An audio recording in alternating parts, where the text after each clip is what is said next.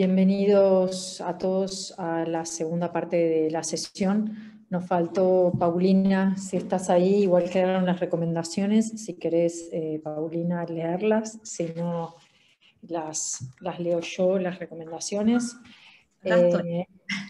para luego arrancar con la licenciada Romina Secomancini.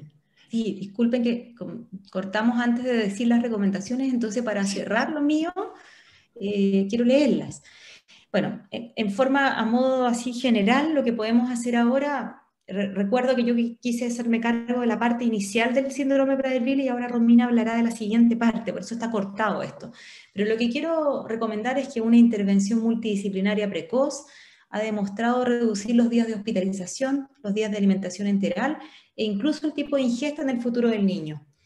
Que conocer las fases nutricionales nos ayuda a personalizar el tratamiento nutricional según cada etapa del paciente y que nos va a permitir anticipar para tratar de prevenir o atenuar la llegada de la obesidad tan conocida por todos en este síndrome, que seguir al paciente en una curva de referencia y monitorizar principalmente la evolución del peso para la talla es fundamental.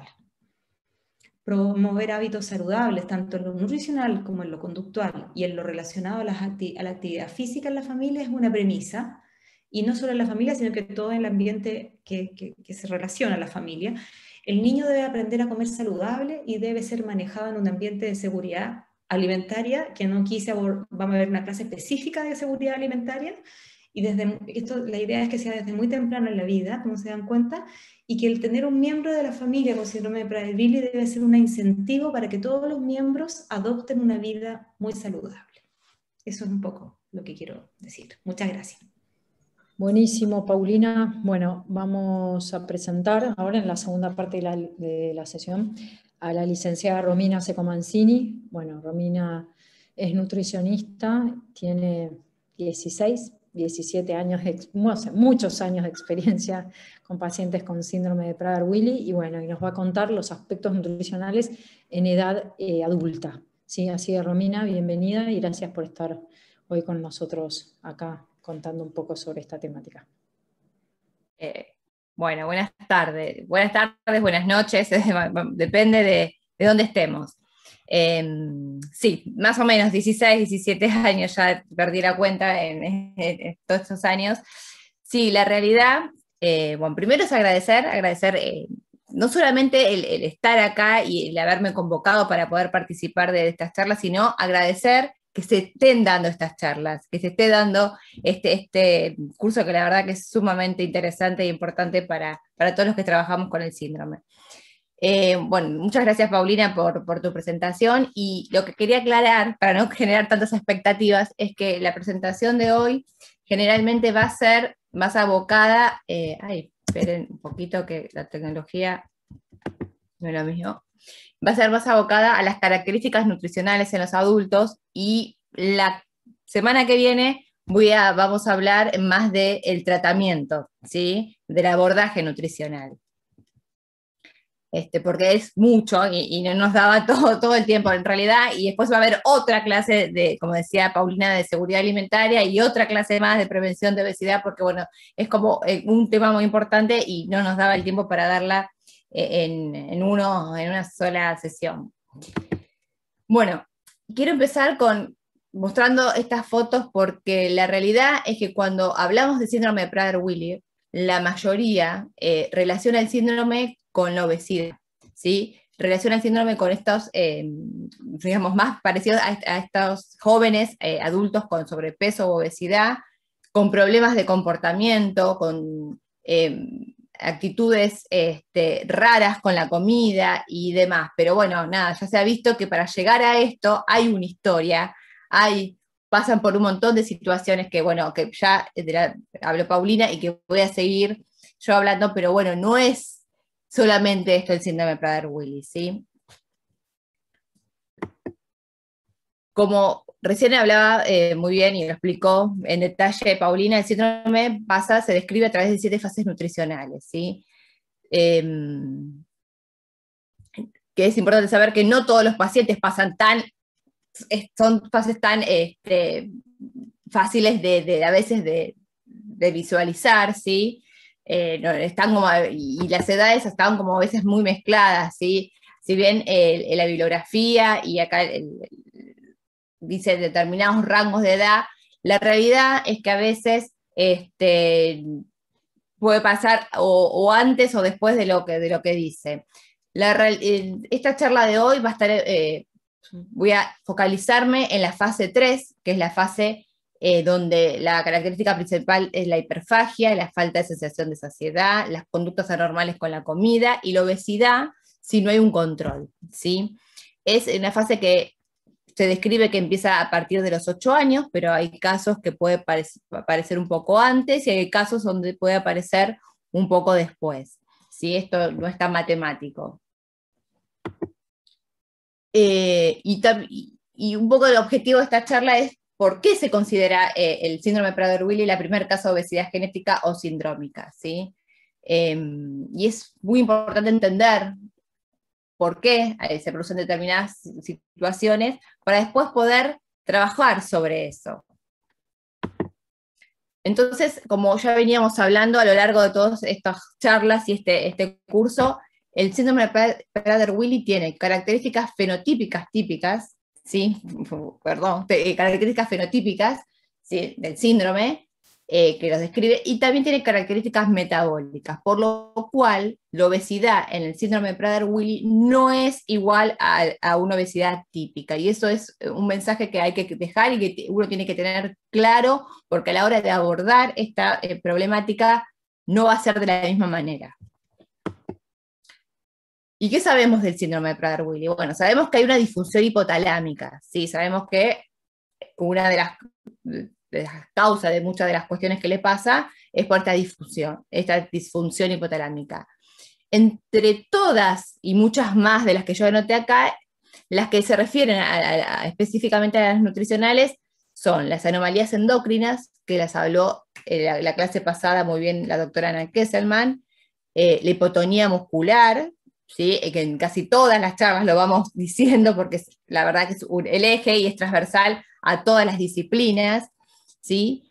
La alteración en el centro de la saciedad, la hiperfagia y no por último, menos importante, el comportamiento normal con los alimentos.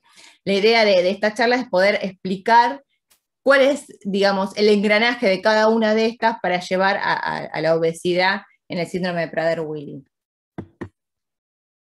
Para hacer un repaso así como muy rápido, porque bueno, ya estuvimos, sabemos que hay una deficiencia de hormona de crecimiento, hay hipogonadismo, y en la mayoría, en muchos casos, en un alto porcentaje, hipotiroidismo.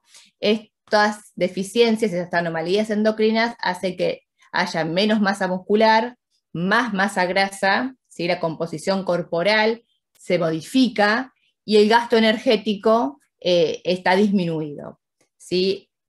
Y esto de la composición corporal se ha visto en infinidad de trabajos que se hicieron, ¿sí? Por elegir algunos, me pareció interesante porque acá divide los pacientes en menores de 12 años y mayores de 12 años, y se le midió la composición corporal en pacientes con síndrome Prader-Willi, en pacientes con obesidad y en pacientes con peso normal. La misma cantidad en cada grupo eran de 27, digamos, chicos, en 27 sujetos en cada grupo, y entre la obesidad y los chicos de síndrome de Prader-Willi hasta se asemejaba el índice de masa corporal. Y se ha visto que cuanto más grande son las personas con síndrome de Prader-Willi, mayor es la diferencia de esta composición corporal, con mayor cantidad de masa grasa y menor cantidad de masa muscular. O mayor cantidad de masa grasa en referencia a mismos sujetos con el síndrome que sin el síndrome. También, bueno, vemos que no solamente está disminuida la masa grasa, sino que hay menor masa muscular, menor masa ósea, ¿sí? Y es importante saberlo porque estas dos componentes, tanto el músculo como el hueso, son componentes activos en el organismo, que estos que me generan energía, gasto energético, y la masa grasa, como recién lo nombraba también Paulina, se ha visto que la distribución es distinta, ¿sí?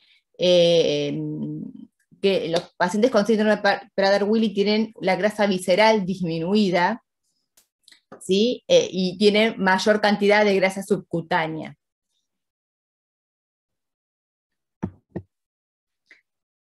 Y bueno, y ahora hablar un poquito de la hiperfagia y las anomalías en el centro de la saciedad.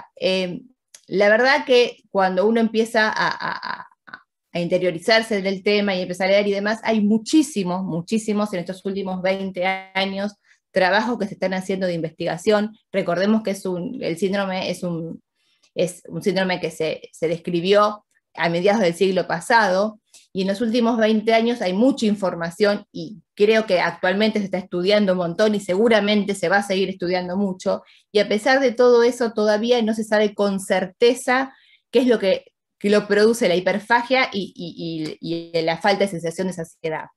Se sabe, se describen ciertas situaciones que va pasando, ¿sí? que son realidad, que es la realidad que hay, digamos, en la fisiopatología del síndrome, suceden, pero todavía no se le puede dar, digamos, como la certeza de que sean esos los factores que provocan esto. Sí, que son parte de esta cadena de hechos, y existen, ¿sí? Por un lado, se vio que hay alteradas las estructuras cerebrales en los pacientes con síndrome de Prader-Willi, en la cantidad de números de hormonas de oxitocina, ¿sí? Este es un estudio que se hizo post-mortem de pacientes con síndrome de Prader-Willi. Y esta oxitocina, además de tener un montón de otras funciones, también estaría en la regulación de la saciedad. Y por otro lado, también se vio que hay un montón de hormonas que están alteradas, hormonas que regulan la ingesta y la saciedad a nivel del sistema nervioso central y de las vías periféricas. Y para entender un poquito esto, y no me quiero meter mucho en el tema porque se aburre, es entender cómo funciona la fisiología y la fisiopatología de esto, ¿sí?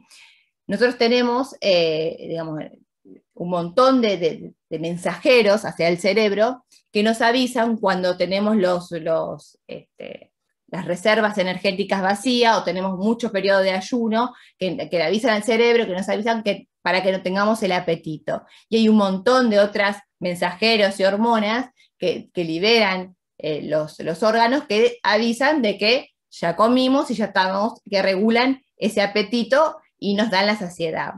Bueno, parte de esas hormonas que hacen este mecanismo de ida y de vuelta hacia el sistema nervioso central están alteradas.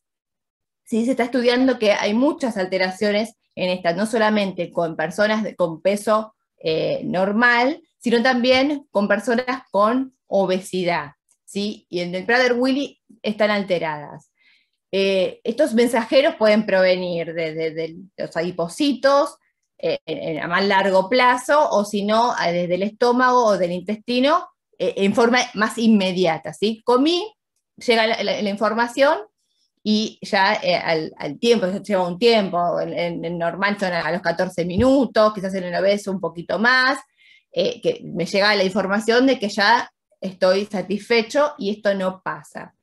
Como dijo recién, lo nombró Paulina, la grelina es una hormona orexígena, y esta se ha visto que está aumentada. Está aumentada no solamente en forma basal en el síndrome de Prader-Willi, sino que también hay trabajos que demuestran que después de una ingesta postprandial, si bien baja un poco, ese nivel sigue siendo alto. ¿Sí? También, bueno, se ha visto que los pacientes con el síndrome tienen hipoglucemias, hipoinsulinemias, disculpen, el péptido P también, el pancreático también, el PPI también a veces están disminuidos, y estas son hormonas anorexígenas, que están disminuidas, pero tampoco explicarían del todo por qué el paciente no tiene sensación de saciedad. Se ha visto que incluyendo estas hormonas de alguna manera, tampoco esto se modifica en la conducta y en la obesidad en pacientes con síndrome de Prader-Willi. Y bueno, y lo que también hace muy distinto a estos pacientes, y me quiero como focalizar en esto porque me parece sumamente importante, es el comportamiento anormal con los alimentos, ¿sí? Y es muy difícil de entender, es la parte donde a veces se complica entenderlos y es donde siempre aconsejo de poder pensar y poder ponerse en el lugar de ellos. Son pacientes que todo el tiempo piensan en comida, ¿sí? Constantemente están pensando, desde que se levantaron, qué van a comer, están comiendo, qué va a haber en la próxima comida, y así sucesivamente, que son capaces de levantarse muy temprano o directamente hacer rondas nocturnas para conseguir comida, esperar que todos se duerman y poder conseguirla. No tienen límites con la comida, o sea, si el límite tiene que venir de afuera, ¿sí? No es capaz, en algunos casos no son capaces de limitarse, y la porción tiene que ser la que uno le provee el límite.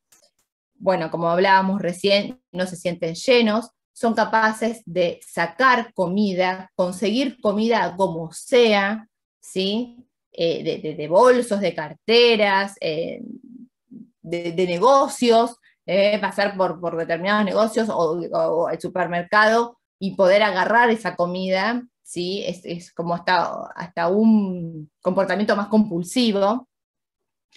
Pueden comer comidas que no son típicas, ¿sí? Se ha descrito muchas veces que o nos llegan pacientes o mamás que nos dicen la pasta dental, la comida para perros o mascotas, abrir el freezer, que por ahí a veces cierran la heladera, pero no cierran el freezer pensando que total está crudo, no lo va a comer, alimento congelado, alimento crudo, poder revisar de la basura restos que para cualquiera de nosotros pueden ser restos de basuras, para ellos es potencial alimento, ¿sí?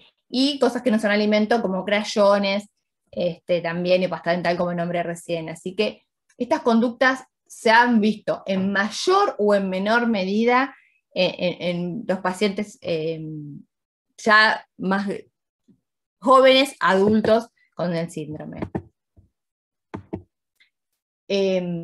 También, bueno, como hablamos, ¿sí?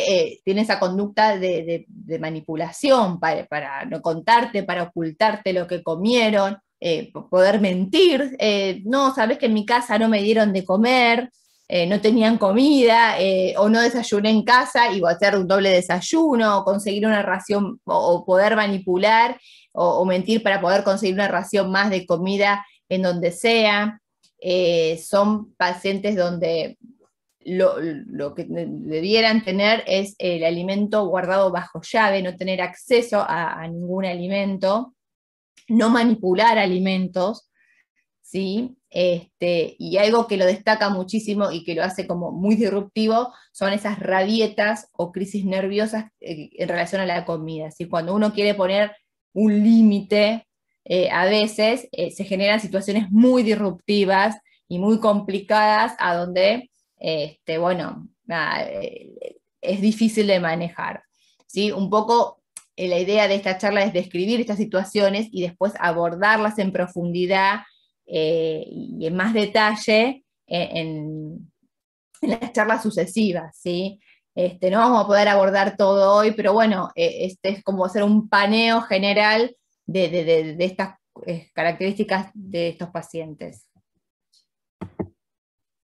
¿Qué pasa? Bueno, a mí me parece que esta parte de la conducta anormal con los alimentos y lo que provoca es muy importante, ¿sí? Porque esta es una búsqueda obsesiva de alimentos, todas estas conductas que nombré recién, almacenar comida, guardarse comida entre la ropa,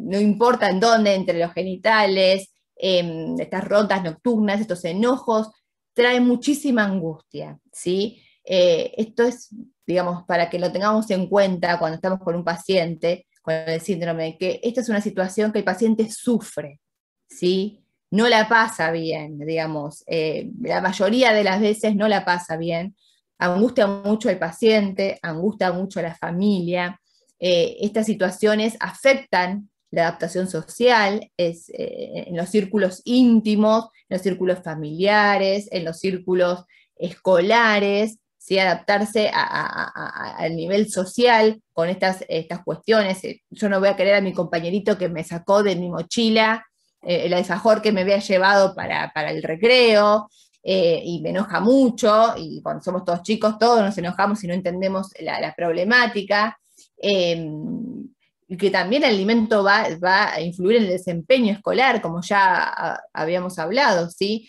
Si yo sé que voy a tener alimento y yo estoy pensando todo el tiempo en comida y todo el tiempo tengo apetito y no me conformo con todo lo que tengo y a mí me ponen ahí en el kiosco del colegio o en la cocina que tengo ahí a hacer la tarea, seguramente no voy a tener un buen desempeño. Seguramente voy a estar pensando, el pensamiento de los chicos con el síndrome de Prader-Willi va a estar con el eje puesto en la comida, en si puedo obtener ese alimento, si puedo comer esto, si no me lo dan, enojarme o tratar de que miren para otro lado para poder sacarlo.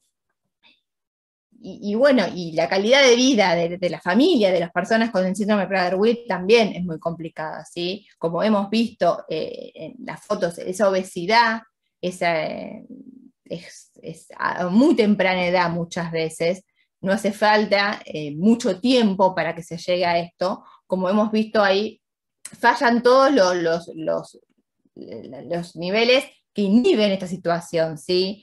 Uno va pasando por estos procesos que van inhibiendo. Por un lado, ¿qué pasa? Tengo un alto consumo, tengo una hiperfagia que no la puedo controlar, ¿sí? Esta hiperfagia que continúa, tengo esta falta de sensación de saciedad, no me siento nunca satisfecho, no me siento lleno, entonces tengo un altísimo consumo y tengo un muy bajo gasto, ¿sí? Porque, como habíamos hablado, hay, digamos, mucha hipotonía, la composición corporal es distinta, así que hay menos masa muscular, que es la masa más activa, hay mucha más masa grasa, que no es activa para nada. Tengo menor volumen de ejercicio, ¿sí? Como decíamos, porque esta hipotonía hace que, si bien algunos ejercitan más o hacen más ejercicios que otros, el volumen en general va a ser menor, y este desbalance entre lo que ingresa y lo que egresa es lo que es el desequilibrio que hace que el paciente llegue a la obesidad, ¿sí? Y esta obesidad no llega, digamos, en forma paulatina. Muchas veces, en edades muy tempranas, tenemos obesidades muy graves, ¿sí? Y se está estudiando mucho el tema digamos, de la complicación, porque muchas veces puede pasar que estén complicados y ya la obesidad es tan extrema que vengan con situaciones complejas, clínicas, y que sabemos que hay un montón de complicaciones clínicas de la obesidad, si ya sabe, complicaciones musculoesqueléticas, cardiológicas, metabólicas, que puedan ser que el paciente esté en riesgo clínico, pero muchas veces, como es a muy temprana edad, ¿sí? Esas complicaciones no se ven en el momento, ¿sí? Con una obesidad, digamos, ya importante, con un grado importante, pero sin cuestiones clínicas, no siendo diabético, a veces no llegan a la consulta. ¿Sí? Es muy difícil que lleguen a la consulta, digamos, a veces no llegan como muy complicados clínicamente, pero sí con esa obesidad muy, muy importante. Entonces, para mí es importantísimo tener en cuenta esto, que la evolución natural del síndrome, si nosotros no nos paramos de enfrente y no tenemos, digamos, no pensamos en estas situaciones y no nos ponemos enfrente de esto, es la obesidad y es la complicación, y se describe muchísimo, tiene que ver con la morbimortalidad del síndrome, ¿sí? Es una gran pregunta que a veces hacen de acuerdo a cuál es la edad, ¿sí? Muchas veces se preguntan cuál es la edad digamos, de los pacientes con el síndrome, y la realidad es que muchas veces está predeterminada por esta morbimortalidad. Así que no hay como mucha respuesta en esto. Las recomendaciones es: la evolución natural del síndrome es la obesidad si no es tratado, ¿sí? No necesariamente tiene que llegar ahí. El tratamiento debe ser multidisciplinario. La obesidad en el síndrome de Prader-Willi tiene diferentes características y fisiopatología, por lo tanto no debe ser tratada de la misma manera que otro paciente obeso. Esto también creo que es el mensaje, digamos, también que quiero que quede como muy claro. Y limitar la ingesta de alimentos y promover la actividad física supervisada también es importantísimo en estos pacientes.